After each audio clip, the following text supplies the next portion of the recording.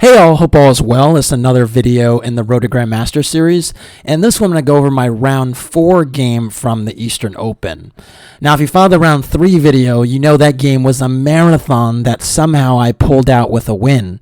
And it was just an amazing game because I really was losing for about half the game and then was just defending so tenaciously that my opponent, I think, got a little frustrated, and then I started to even turn the tables a bit.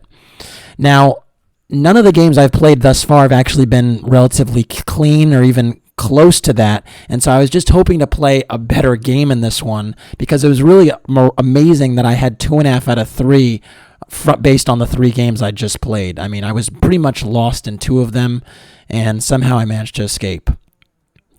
Anyways, my opponent in this one was a young FM by the name of Liam Putnam.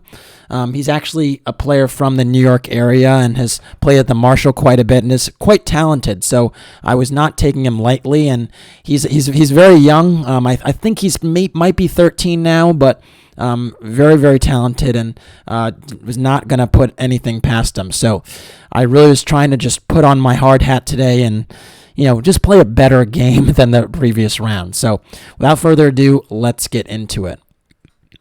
So I was white and I opened with d4, and Liam played knight f6, and then after knight f3, g6, I played the move bishop f4. And in part, I was just thinking, you know what? I don't want any crazy bad position or crazy complications. I just want to get a controlled game. I've kind of lost control in the games I've previously played, and I thought the London system was the best way I can kind of take control from the jump and get a really solid-ish position. So after bishop g7, I played e3. I've done this before, and after castles, I played the move bishop e2. And I've actually discussed this position before in previous videos, but essentially you typically don't play the move h3 until black has played d6, because then you don't have the e5 square for your bishop, and so you'll want to get an escape square to retreat it to h2. But typically you don't need to play h3 before d6 is played. In this game, though, that made me rethink that theory. And the reason for it is because Liam, thought for a little bit and then played the move b6, which was a very patient move, not playing the move d6, and thinking about fianchettoing here. And I thought, okay, this doesn't really change the story very much. I'll just castle. And then Liam played the move knight h5. And this move was really remarkable to me because my understanding of the position was that whenever this knight gets challenged, this knight challenges the bishop on f4, if I have the opportunity to go bishop e5, there's no harm, no foul, because now after bishop e5, for white to actually lose the bishop pair, black actually has to go f6. And this move seemingly weakens the diagonal, the g8 to a2 diagonal, weakens those light squares. And I thought that actually compensates the loss of the bishop pair. But Liam very quickly went for this position, and I was kind of confused, like, what was I missing? And after f6, I played the move bishop g3, and then after knight takes g3, h takes g3, black played the move bishop b7, and I was still kind of confused because I was like, is this actually good for black? I know black has the bishop pair, but doesn't this diagonal matter? And I think essentially it doesn't matter as much as it normally does, because typically in these structures, you might be able to kind of take advantage of it with a tension in the center with a pawn on d5. But the other thing in this position is because black hasn't rushed to put a pawn on d5, I don't actually have a great way to kind of undermine this diagonal very quickly. The other factor in the position is that the rook is not on h1, and so a lot of times when you have this knight takes g3, h takes g3 scenario, you love for there to be pressure on the h file, especially if this diagonal is a little bit sensitive because the f pawn has been moved. But both those things aren't actually factors right now, and this position is actually fully playable for black. And it really surprised me. I think I really had to kind of go back to the drawing board and think about, the London system again, because if the black can play knight h5 and then f6 to secure the bishop, that's actually quite a revelation. So anyways, after bishop b7, I played the move a4, trying to loosen the screws a little bit on the queen side. But this is probably a little bit of a mistake because it's not actually mission critical to do stuff on the side of the board. Instead, I need to play in the center because that's really the only place that I might have an advantage. And I can do that with the move c4. I'm trying to take more space here and at least somewhat justify my loss of the bishop pair. Although black is actually remarkably still okay here after the move e6. And basically, black can play e6, put the queen on e7, and say, hey, yeah, I mean, you have more space, but I have the bishop pair. I might play f5 at some point to open the dark square bishop. And you don't have any ways to kind of break open the position with your pawns. Because if I played d5, I'd be ceding the c5 square potentially to a black knight. And if I play e4, I'd be weakening the entire diagonal for the dark square bishop. So it's actually not a very clear position to play. And yeah, it definitely needs more tests. Instead, I played the move a4, and now black played the move a5. And typically, this move would be very suspicious in these systems because you're weakening the b5 pawn, or excuse me, the b5 square, and those light squares are typically quite sensitive. But the difference here is that the c pawn hasn't moved yet, so the c pawn is not on c5 as it typically is in fianchetto London systems. So it's not like I can just plant the knight on b5 and sit there forever. And yeah, it's actually fully justified. So, and then the other factor actually is that because my dark square bishop is gone, it's not like I have massive pressure on black's pawn chain over here. So, yeah, it's actually a good move. After a5, I played the move knight c3, kind of because I was a little bit worried that if I played the move c4, my dark squares would actually be too chronically weak. And that's actually part of the reason why a4 is a mistake, because now if with a4 I can't play c4, because this knight can just jump into b4 and be unassailable the rest of the game. There's no way I can challenge it with any of my pawns, and it's controlling really important squares from there. And then later on, this bishop on g7 on the long diagonal can also be a factor. So it just doesn't really jive. So instead, after a5, I play the move knight c3, trying to play a little bit differently in the center than I normally would. Although I was really fully on my own and just trying to, just play creatively here because I this opening did not work out well for me. After knight c3, black played the move e6. This is a good move, preparing the queen to go to e7. And patience is key for black here because black really needs to connect the rooks and get all the pieces to reasonable squares. And then once he does that, then moves like f5 might be more playable and things along those lines. But you need to be a little bit patient before doing anything too crazy. I now played the move e4, trying to just take space in the center and at least justify the lack of a bishop pair. And here black played the move queen e7, essentially just keeping up with, getting closer to connecting the rooks. The queen is actually quite good on e7, eyeing the b4 square, this weak dark square, as a product of my move a4. And yeah, I actually prefer black's position here just because of the long-term potential. I now played the move queen d2. Very modest move, but it does connect my rooks. And yeah, it also protects the knight on c3 because there were certain positions where I thought queen b4 might be an interesting move and challenging my b2 pawn, but as long as my queen is protecting the c3 knight, queen takes b2 is never possible because I have rook fb1 trapping the queen. So I thought queen e2 is important for that reason. Another reason is in some lines I thought the bishop might actually dart out to h6 and eye that diagonal, and so I liked that my queen was actually stopping the bishop from doing that. So anyways, after queen d2, black now decided to play d5, and this move was also kind of strange and not expected from my opponent, but it's actually a good move. And the point is that you're kind of fixing the center before I can kind of press onward and take more space, because my knight on c3 is not going to be a good piece long term. And if you fix the center and also take a little bit more space, I won't be able to kind of roll you over. And so after d5, the e4 pawn is attacked. I decide to take on d5. I could consider playing bishop d3, but I was a little reluctant because knight a6 to b4 seemed very annoying to me. And I could go rook fe1 and threaten e takes d5, but queen d7 here just darts away from that. And again, knight b4 is really, really annoying to me.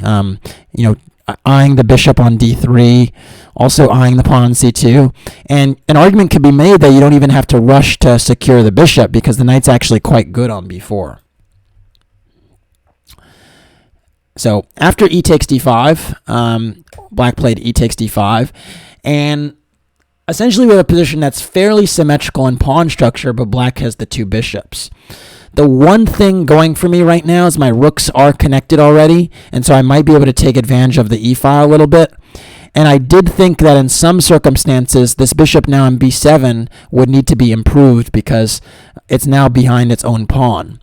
But I thought it was really just a question of timing, and I thought black had enough time to consolidate because you could just consider going c6 to protect that pawn, and then at the right moment going bishop c8 and bishop f5 or something like that, and just reposition it. So I didn't really think that this was going to be a kind of remarkable position for white to play.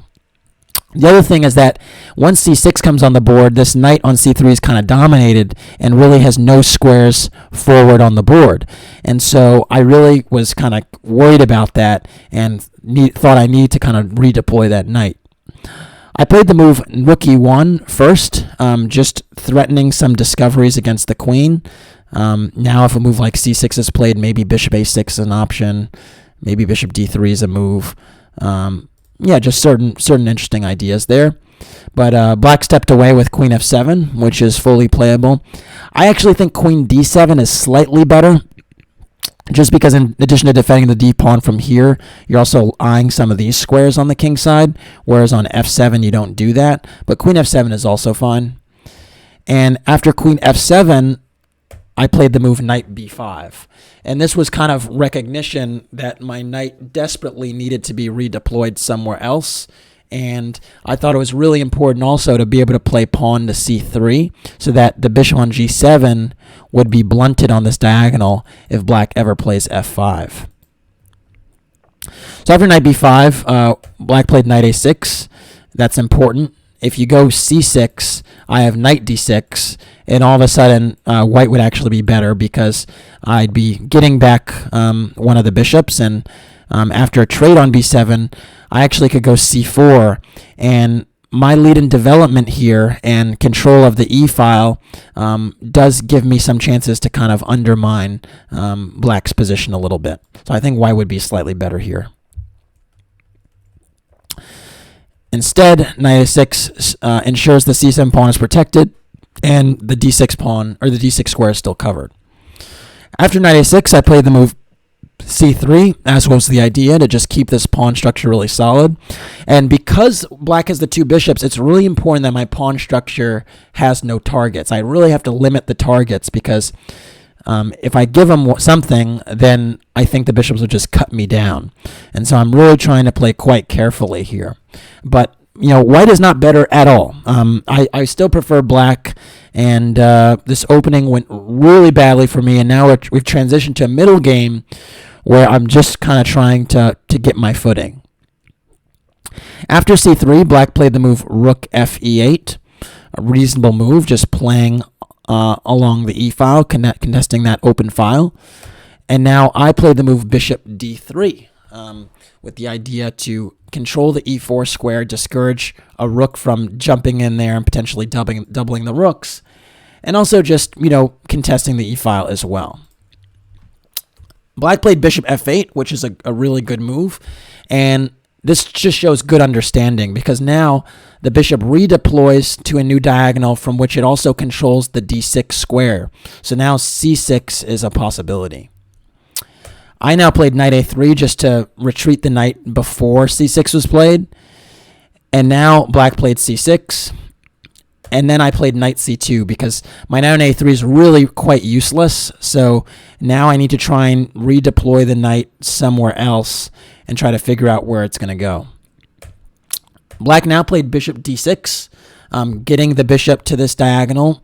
This was actually a really good maneuver, bishop f8, bishop d6.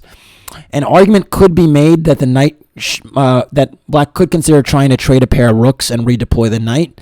So something like rook takes e1, rook takes e1, and knight c7 might also be, attractive and playable, because the bishop can come to d6 whenever, and the weakest piece for black right now is actually the knight, and so trying to maneuver that would actually be kind of useful. But c6 doesn't, and bishop d6 is totally fine. I now recognize that, again, black is starting to consolidate, starting to take over a little bit, and I figured that I need to kind of, create some type of imbalance or confusion before black fully consolidates. And I had two candidates. One candidate was the move b4. I rejected this one because I thought opening up the position would probably help black a little bit in those bishops. And sometimes even bishop a6 is an idea. So I didn't go for that. The other move I was considering, the one I played, was knight h2.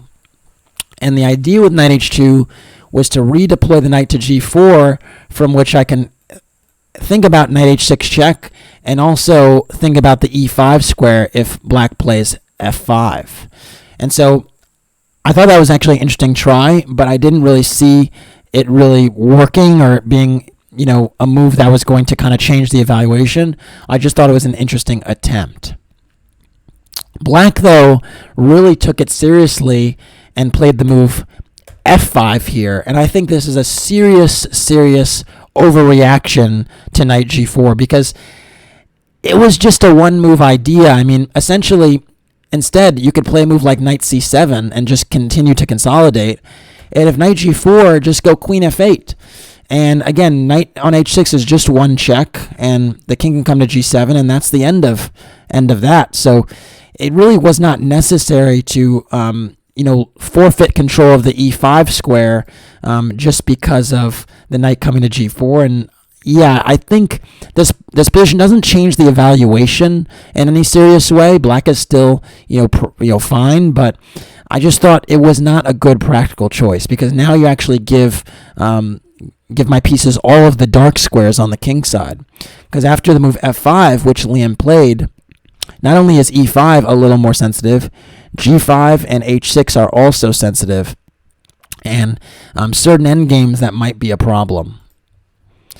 After f5, black is still fine. Black still has more space in the position. It's not like I have a dark squared bishop to attack these squares, but I do have pawns, and I decide to play the move f4. And essentially my idea here was to now ensure that the e5 square was mine, and now reroute my knight to that square where I felt like I'd have an anchor and some counterplay in the position.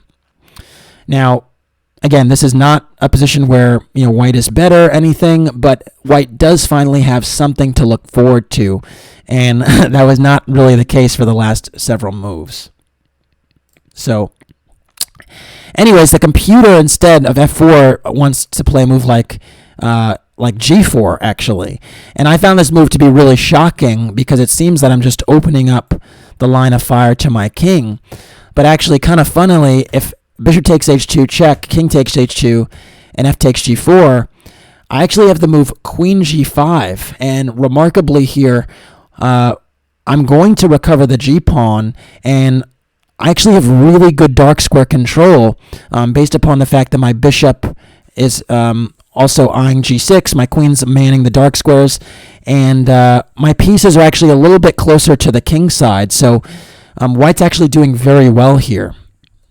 And if you play queen takes f2, which looks like the most natural move, all of a sudden rook f1, g3 check, king h1, and white is actually just winning because the queen on f2 is actually trapped.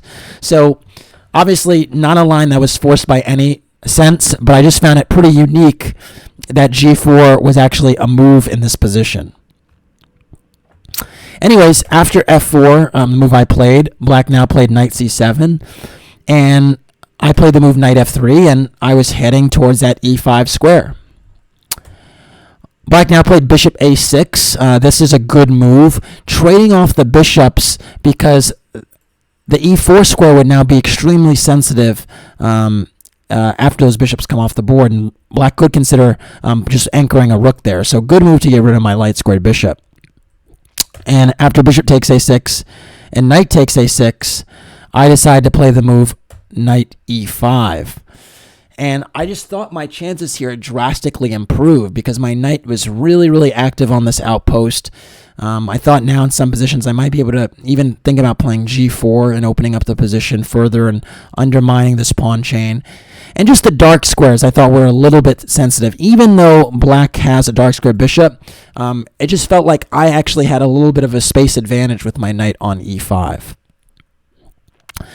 It turns out here that black is also completely fine, and I maybe was a little bit too ambitious because in a few moves, Liam would, kind of show me that, black is fine and maybe even a little bit better, and I kind of pushed the envelope a little bit too much. So after knight e5, black actually took right away on e5, which is a good move because I was attacking the queen and the pawn on c6.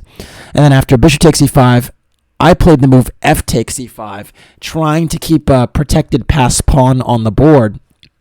But this move is actually a mistake. And the reason for it is that even though this protected passed pawn looks kind of nice, it can actually be very, very easily blockaded once the knight gets to e6. And I kind of failed to appreciate that once this pawn is blockaded, then black can start to improve on both sides of the board. In particular because my remaining pawns on the king side are doubled and kind of weak. And so I have to be really, really careful about circumstances like this because of my structure and my lack of flexibility, and also the fact that this knight on c2 is really lacking a good square and is going to need several moves to get to one. Like I would love if this knight was on g5 or on f4, but it's just not realistic right now. And for those reasons, the move rook takes e5 would be a little bit safer. And the reason for that is after we trade a pair of rooks and this knight moves to c7, now I can actually play on both sides of the board a little bit. I can play for b4. I can also play for rook f1 and maybe even g4. But the point is that if black does blockade my pawns, he doesn't have as much attacking potential with two rooks on the board. And so this would have been a slightly safer way to play. Instead, I played f takes e5. And now black very quickly played knight c7. And it's just not so easy. Now, I played the move rook f1, trying to get this g4 idea in and try to undouble my pawns. And black very alertly played the move queen e7, trying to dart out of the way. It would have been a little bit better to play knight e6, and we'll see why in a moment. But queen e7 was played. After queen e7, I thought for some time, because it did seem to me that for the moment, black does not have the knight on e6, and I might have an opportunity to play the move g4 and open up the position. I thought about it for like 10 minutes, and I couldn't make it work, so I rejected the move. But g4 actually is easily the best move in the position and should have been played. And the reason for it is because the knight is not on e6. If we back up for a moment, if the knight was on e6 first, now if I play g4, black has the move f4, and the f pawn is firmly protected, and I really can't even undermine it because if g3, then there's g5, and essentially this knight would get a really nice outpost on f4, or even the pawn for that matter, and black would be better. And so it's really important to play knight e6 not to allow g4.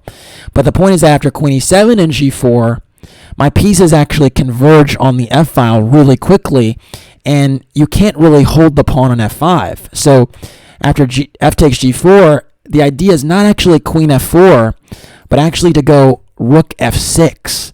And remarkably here, because I'm doubling now, it's a really tough spot for black. If a move like rook f8 to try and contest the rooks, I don't take on c6 because that would actually allow black to get active with queen h4 and g3. Instead, the move rook f1 keeps the pressure on. And if rook takes f6, e takes f6 is pretty much devastating because this f-pawn now becomes a factor, and the queen has to blockade it. And we all know the queen is actually the worst blockader in the world because it's the most valuable piece and can't be lost. And so white would further be able to encroach in the position, and once this knight gets to any type of reasonable square, the position would just be lost. One way to do that would be to go knight e1, knight d3, knight e5, and once that knight gets to e5, the position would just be unlocked. Instead of rook takes f6, black could try knight e6 now, but here I have the move queen h6, and after rook f6, ef6, queen f7, again the knight coming to e3 is a huge problem, and yeah, it's just not a pleasant position for black at all. And note that after queen h6, the queen can't come over and really, give much support because I can just play the move queen h4 and decline the trade of queens. And now the issue is that the knight on e6 is also hanging, so I'm going to be picking up something. So yeah, g4 was the move that would have loosened the screws and justified my previous play, but I just did not see one of the key follow-ups, which was just to double the rooks, and that actually took me off of the scent, if you will. So instead I played the move knight e1, trying to just get my knight to a more decent square, a decent outpost. But now black consolidated with rook eb8.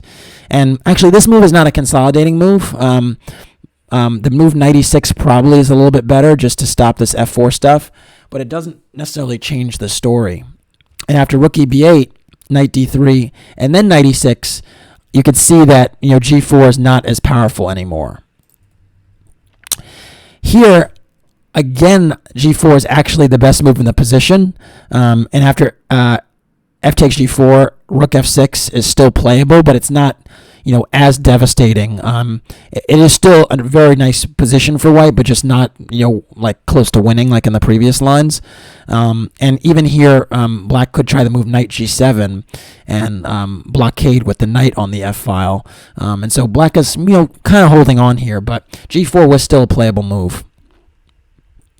Instead, I played the move queen e2.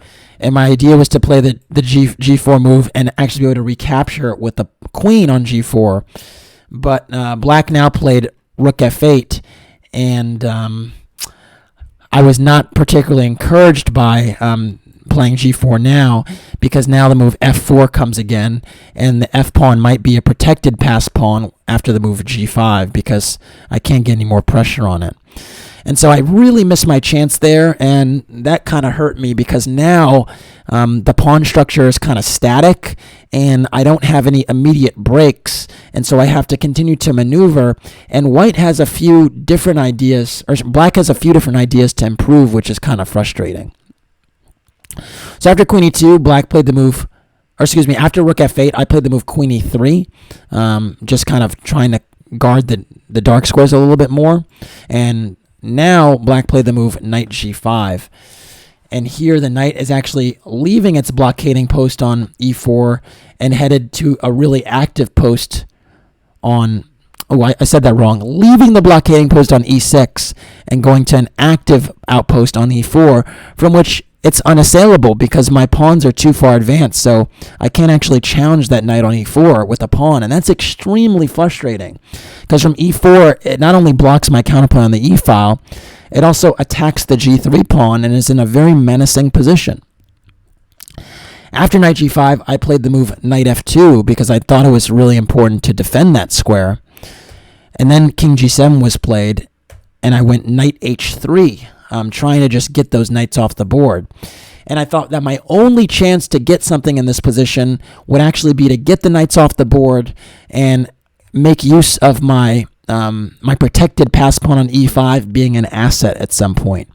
And so my dream scenario was to trade the knights off the board, open up the position on the queen side, and maybe, with the position being a little bit open, having the protected pass pawn, and the king maybe being a little bit exposed because there's no more fianchettoed bishop, that I might have some chance. But to ask all those things out of the position seemed pretty unrealistic. And after knight h3, Liam just played the move knight e4, saying, yeah, why would I trade the knights? I have a great position here. There's no need to do that. I can just put my knight on this monster square. After knight e4, I played the move rook f4, and this move had basically one purpose, and it was just to try and play g4. But I actually was kind of happy with what it wound up provoking, because after rook f4, Liam played the move g5, and this seemed very, very suspect to me, because with g5, you do push the rook back from f4, but you weaken the f5 pawn, and in general, you just weaken your whole pawn chain. Instead, if you actually want to just stop g4, h5 is way more effective. And in this position, the f5 pawn is still very secure. g4 is pretty much stopped forever. And I think black is actually for choice here. But this move g5 I thought was very, very suspicious. And it was here that I thought maybe I might have some chance, because I thought Liam was getting a little bit too optimistic. Now, I retreated my rook all the way back to f1 because that's really the only square it can go to. f2 would lose an exchange. On f3, I'd get forked. So f1 was the magical destination. But the issue now with this g5 move, g5 pawn being there, is that the knight can't actually go back to g5 if need be. So I actually thought I can actually force a trade of knights, and that actually made me very, very enthusiastic. So after rook f1, black now played h6, defending this g5 pawn. And now I played rook d1, just a little bit of a patient move, trying to see what black was going to do. And some lines I thought black might consider c5, undermining my pawn chain. So there's also a little bit of prophylaxis, because now the rook would be lined up against the d5 pawn. And after rook b8, rook a b8, maybe entertaining b5, I played the move knight f2. And you can see just in the nick of time, I'm actually able to get rid of these knights and maybe potentially get some type of open position that could be give me some chances to win. Black now played a very, very strange move, in my opinion, king g6. And I think, again, black kind of underestimated the counterplay that I have in this position, because why would you move the king forward in this position? There's no need to do that. You're just putting it on a diagonal where it might actually be exposed, whereas on g7, the presence of my pawns there meant the king was relatively safe. So I really couldn't understand why king g6 was played, and the only explanation I could see is that maybe he was trying to play h5. But again, pushing these pawns makes your king weaker, and I was cool with that. So after king g6, I actually played the move knight takes e4. And already here, black only has one move to stay in the game, because the presence of the king on g6 means that you actually can't play d takes c4, because I have the move g4, which just undermines the whole pawn chain and, basically gives white an advantage. So basically in this position, f takes e4 has to be played. And the dust has settled a little bit, but I think the king on g6 is weaker than my king on g1. And I thought I might have some chances here with the move c4. And all of a sudden, I'm the one to initiate a pawn break in the center that is going to really, basically annoy black a little bit. And it's really just because the king is on g6. If the king was on g7, there would not be the same problems. There wouldn't be the same tactical issues with the pawn on e4. But here, I'm going to be able to, take advantage of both this diagonal potentially, and maybe even open up the c file, because this pawn tension now allows me to decide how the file gets opened and who's going to control it. So after c4, black played rook takes f1 check, and after rook takes f1, played rook f8.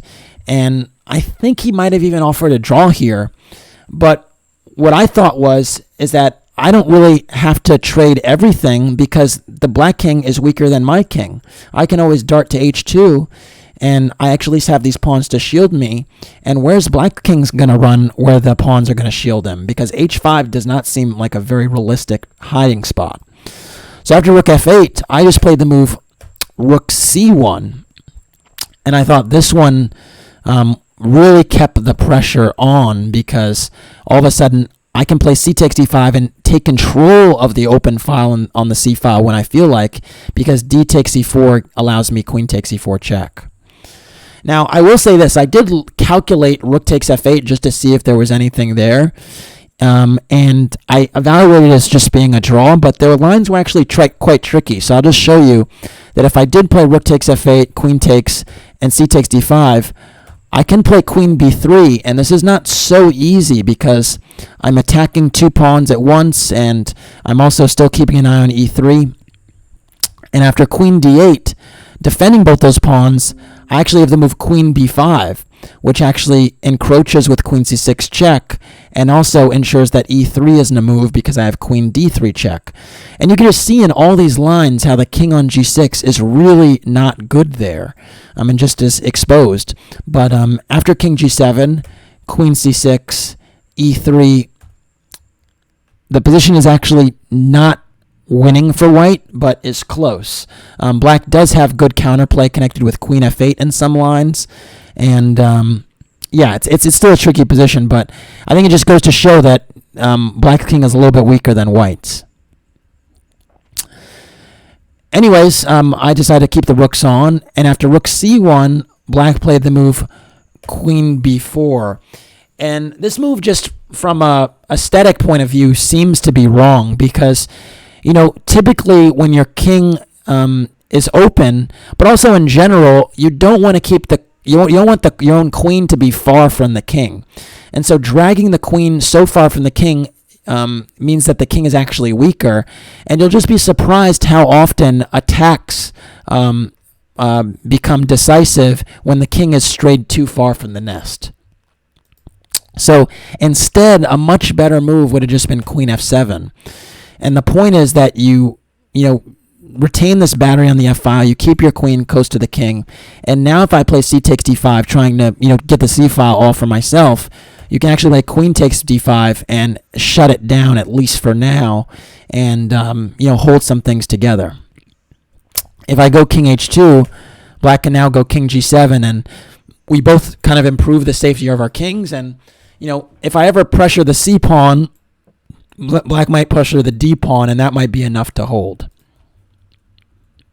Instead, after the move queen b4, I played c takes d5, and now the c file is open. And after c takes d5, I just played the move b3. And the point here is that I'm really in no rush now to infiltrate on c6 or c7 because I have the c file for myself, so I'm going to be able to choose at my luxury when to invade. And so my thought process is if I protect my pawns on the queen side, shore up my king on the king side, and then infiltrate, it probably would be decisive. And so after b3, black played the move king g7, and here I actually played the move king h2. I decided not to rush. I thought, again, there was no reason to rush in for glory, and this king move would actually save me from some prophylaxis later. Remarkably, I was wrong. Rook c6 right away is actually a very, very good move. And the point is that I'm actually threatening rook d6. And my queen on e3 is actually stopping any checks for now. And so it's actually not a real problem. The thing I was worried about was queen a3 and queen a1 check. And so I really did want to get the king to h2. But the computer, this machine argues that it's more important for me to get counterplay on d5. And after rook f7, rook d6, I can actually now go queen c3, which is actually really, really important move, and I think difficult to overlook. And the point is that from c3, I'm still controlling the entry squares for the black queen.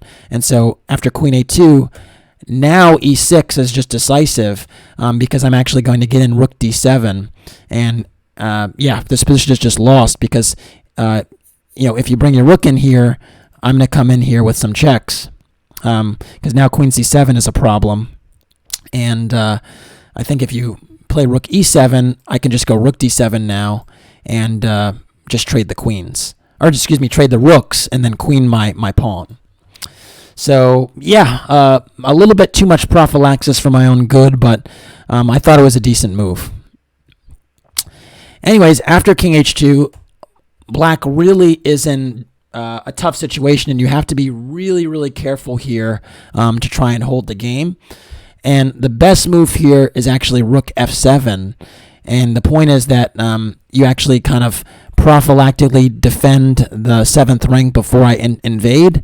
But unfortunately, my opponent did not see this and instead went for the move queen a3. And the issue here is that you're not actually really threatening anything.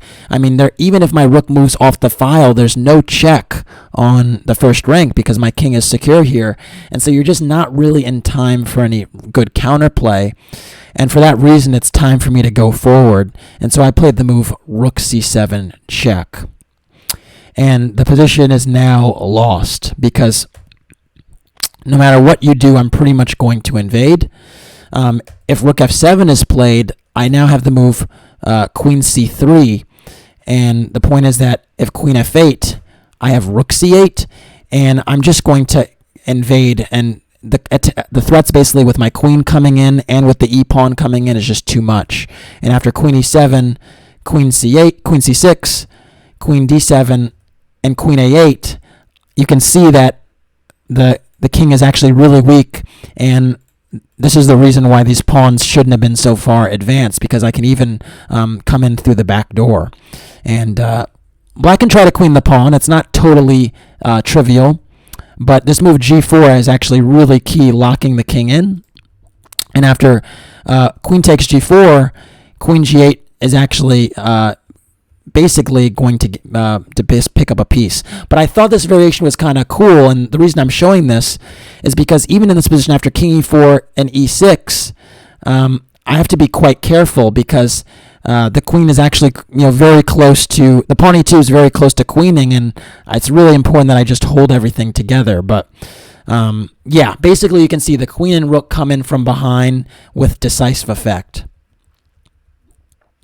Instead, after rook c7 check, Liam played king g8, and this is just too passive because now the 7th rank is just available to me, and if this queen somehow gets in here, it's just over. So I now played queen c3 and worked on trying to do that. And the really sad reality of the position is the queen a3 has no entry squares coming back to the king. And so the queen a3 is actually kind of trapped in the boondocks, and I'm coming in with queen c6, and then that's it. So black played rook f7 now, a move too late, you can argue. And now I went e6, and now this rook is just, in no man's land. Rook e7 was played, trying to blockade the e-pawn, and now I just went queen c6. And now my rook and queen are infiltrating, and I can also even just pick up the pawn on d5. Black now played e3, just trying to queen the pawn, but it's just too little too late. And after rook c8 check, king g7, and queen takes d5, I'm threatening queen e5 check, I'm threatening attacks against the black king, and I can even pick up the e-pawn if need be. So the position is just completely lost. Liam played e2, but now after the simple queen e5 check, I can even pick up the e2 pawn. But after king g6, I played the move rook g8, which is just simpler because now the king is just getting mated. If you go to h7, there's queen h8 mate. And if you go to h5, which Liam actually did, I just have queen takes e2 check. With mate to follow. If g4, I can just play queen a5 mate. And so after queen takes e2 check, Liam actually resigned. Very interesting game, I thought, just from a theoretical standpoint. This knight h5 and f6 idea, having no regard for the weakness of the a2 g8 diagonal, was really surprising to me. And I didn't react well. My a4 move was a problem in the opening. It prevented me from playing c4. And I do think black was better all the way up until the early middle of the game, and then started to make some mistakes that allowed me to consolidate my position. Once the knights came off the board and I had opened up a flank on the c file, I felt more optimistic. And I think, unfortunately for black, the advance of the g pawn with g5 and then even king g6 later really did him in, because it meant that when the heavy pieces did get active, the king had no shield. So really happy to win this one. Again, not the best game in the world, but it was better than my first 3 games. And now I was actually on 3.5 out of 4 heading into the last round. Who would have thought that, given the way this tournament started? So really just looking forward to the next one, and hoping to keep it going. So yeah. All right, well, thanks for watching. Please like and or subscribe to the channel. And if you want to support the Road to Grandmaster journey, you can do so by making a donation through the PayPal link in the description below. Thanks again. Take care.